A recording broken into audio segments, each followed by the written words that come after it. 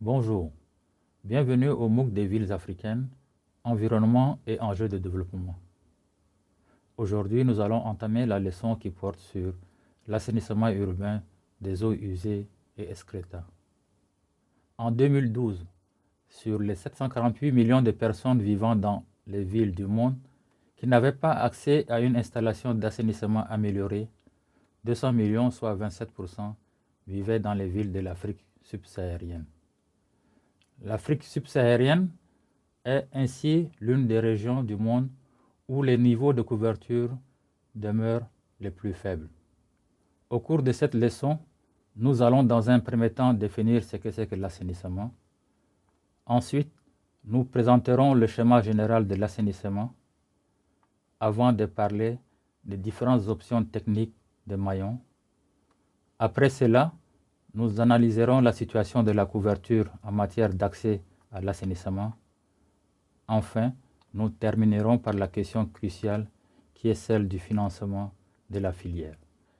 L'assainissement d'un espace urbain consiste à éloigner des habitations les eaux usées et les excréta pour réduire les nuisances, puis à les traiter avant leur rejet dans le milieu naturel. Cela nécessite de mettre en place des installations, d'assurer leur entretien et leur bon fonctionnement, mais ces actions à elles seules ne suffisent pas.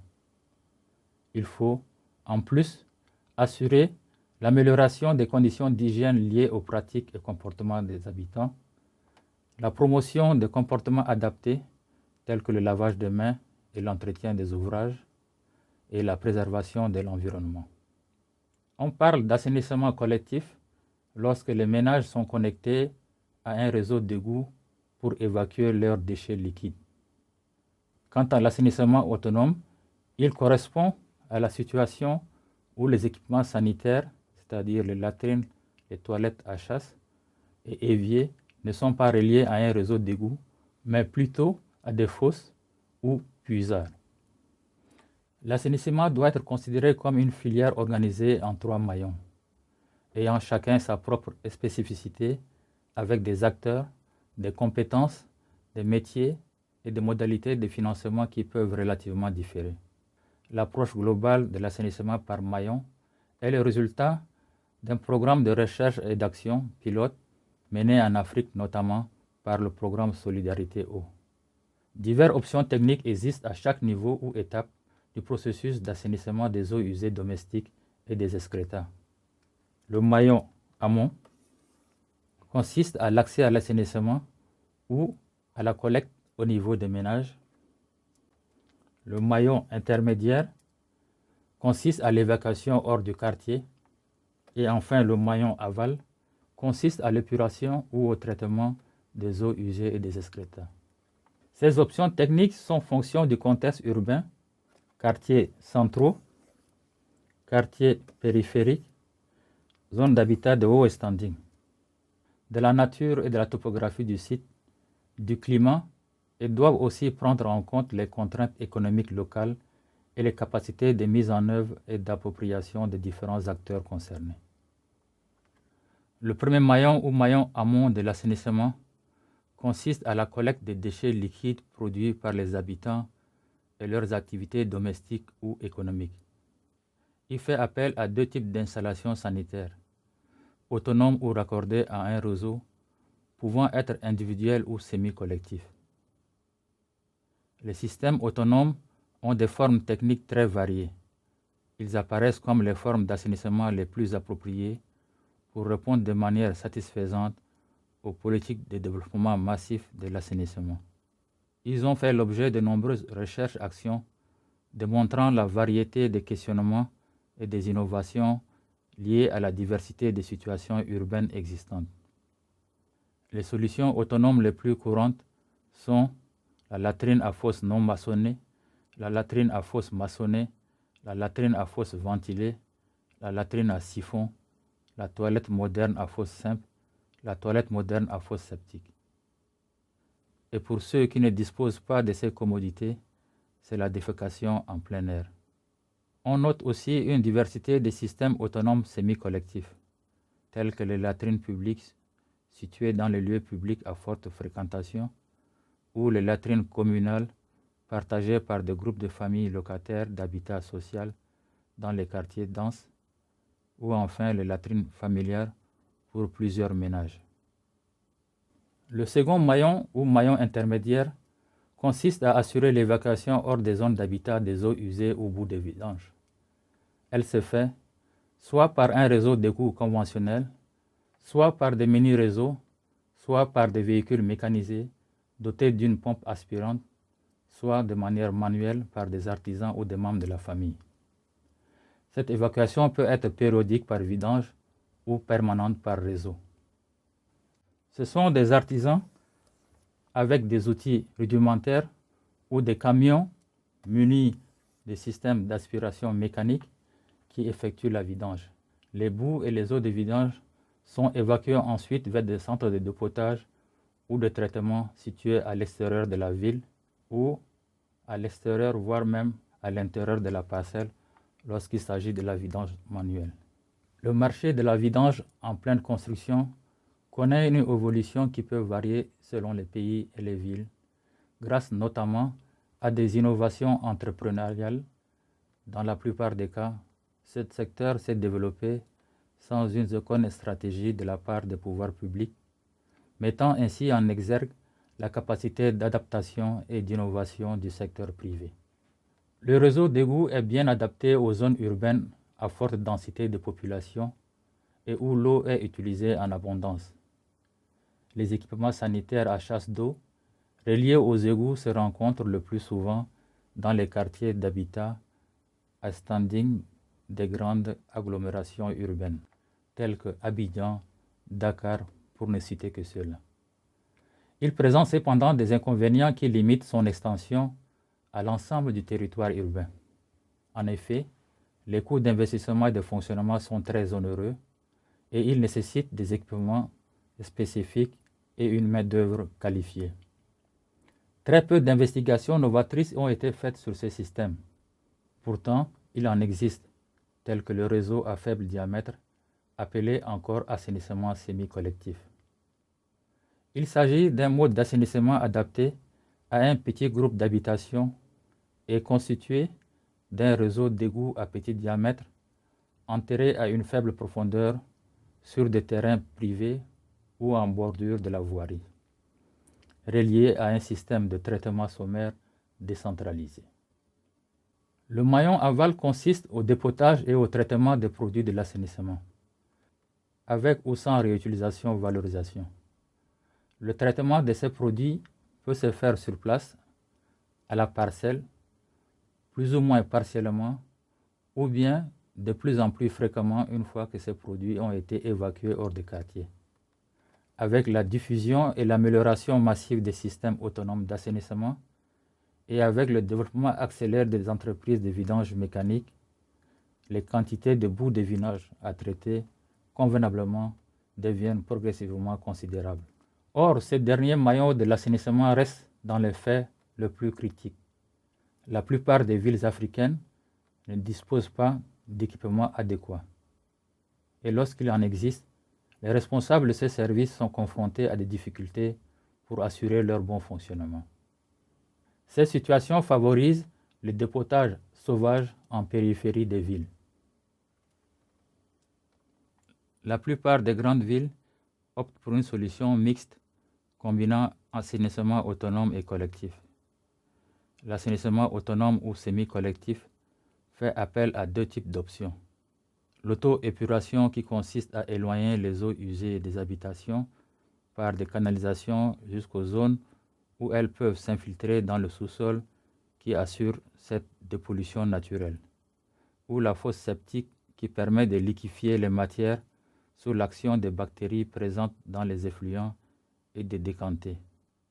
Cependant, elle ne joue qu'un rôle de pré-traitement, les effluents résiduels devant être évacués vers un système de traitement adapté qui sont constitués soit de simples tranchées d'épandage, sol sableux souvent reconstitué par des matériaux adéquats quand le terrain ne peut jouer un rôle épurateur, ou soit des filtres à sable ou des tertres d'infiltration.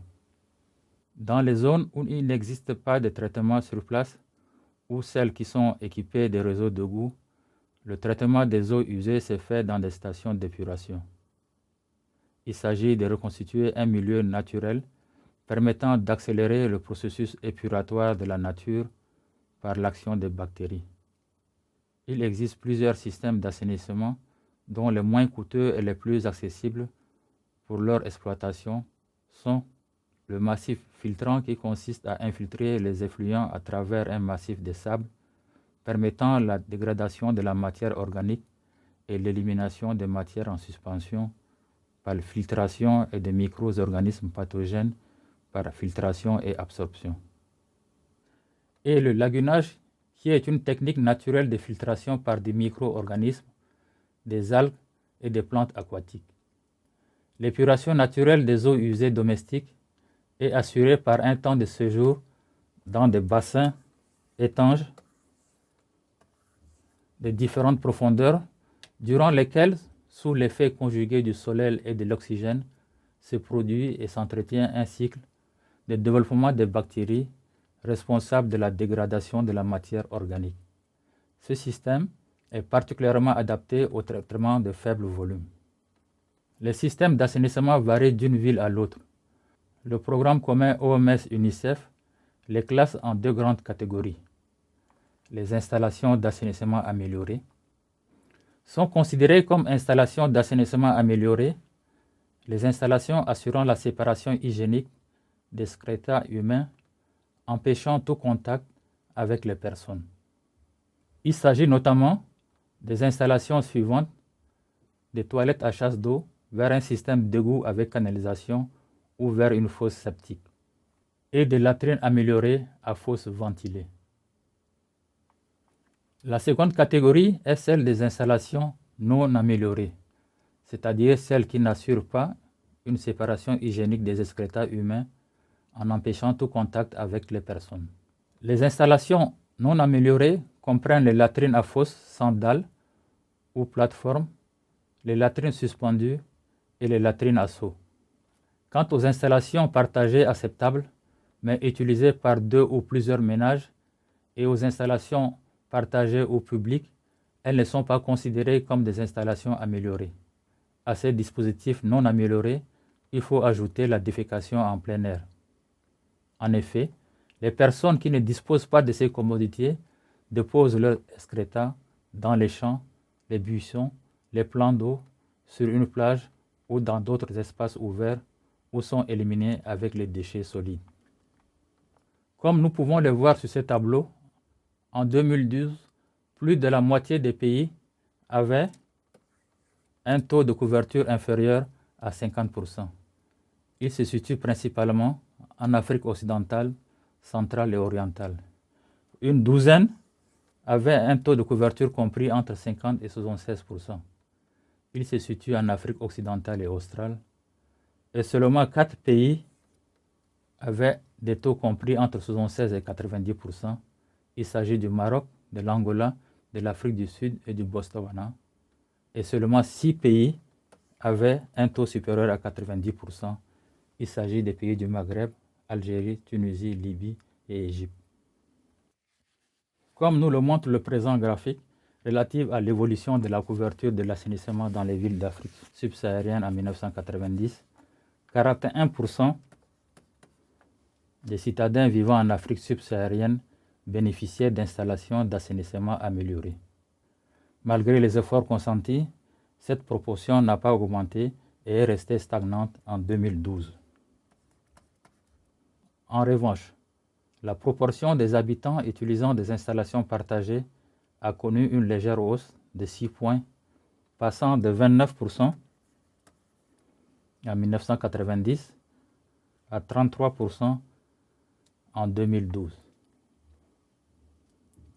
La proportion de ceux utilisant les autres installations non améliorées a baissé légèrement de 3 points, passant de 20% en 1990 à 17% en 2012. Malgré les efforts accomplis, l'assainissement demeure le plus lourd des défis pour l'atteinte des OMD liés à ces secteurs.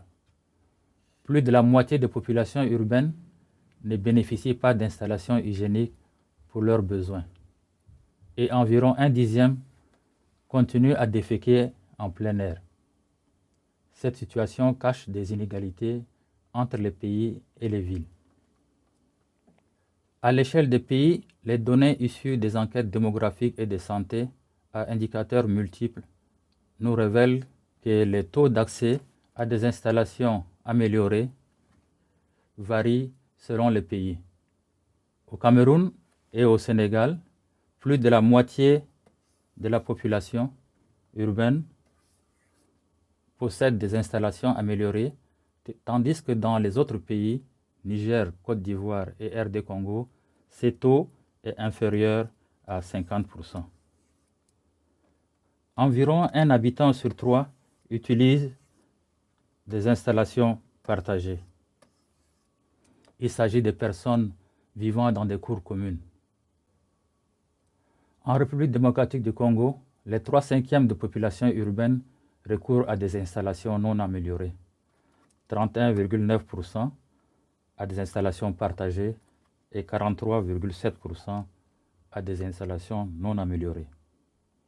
La défécation en plein air est une pratique assez courante dans les villes nigériennes, où 13% de la population s'adonne à cette pratique. À l'échelle des villes, on observe également une disparité entre villes capitales et les autres villes. À Niamey, la moitié des habitants utilisent des installations partagées. À Yaoundé et à Douala et dans les autres villes du Cameroun, un peu plus de la moitié de la population utilise des installations améliorées. Dans les autres villes du Niger, près de 2 habitants sur 10 défèquent en plein air. Financer de manière globale et pérenne le secteur de l'assainissement est un grand défi pour les autorités municipales et nationales. Aborder la question de financement de l'assainissement par maillon, comme l'ont démontré certains auteurs, semble être une approche plus adaptée et logique, chaque maillon pouvant être pris individuellement et successivement. Le financement de l'accès des ménages des villes africaines à l'assainissement se fera dans une très grande majorité par des systèmes autonomes d'assainissement. De nombreuses études et recherches-actions réalisées ces dernières années ont révélé l'ampleur des besoins des habitants en installation autonome d'assainissement et démontré leur capacité à payer pour ces services. L'instauration de la redevance assainissement sur la facture d'eau potable et l'utilisation judicieuse du produit de cette redevance pour réaliser les plans stratégiques municipaux d'assainissement au Burkina Faso depuis plus d'une dizaine d'années prouvent que le financement progressif du maillon amont de l'assainissement est faisable sans un appui extérieur. Quant au financement de l'évacuation hors des quartiers, il s'agit surtout de financer l'enlèvement des boues et eaux de vidange. En effet, de plus en plus de ménages utilisent des installations autonomes et recourent à des vidangeurs. Par contre, la question est plus complexe dans le cas de l'évacuation par réseau d'égouts. Toutefois, il faut distinguer 2 cas de figure. Celui du mini-réseau et des tronçons tertiaires et du tronçon primaire et secondaire d'égouts, ces derniers étant très coûteux. Le financement du dépotage et traitement est le maillon pauvre de la filière, où l'aide internationale doit s'y focaliser. Nous pouvons conclure en disant qu'en Afrique subsaharienne, l'assainissement autonome non collectif est le mode d'accès le plus répandu. Même si les grandes villes, notamment les villes capitales, continueront à mettre en place des réseaux d'assainissement collectif, la tendance à l'assainissement autonome continuera à demeurer très forte.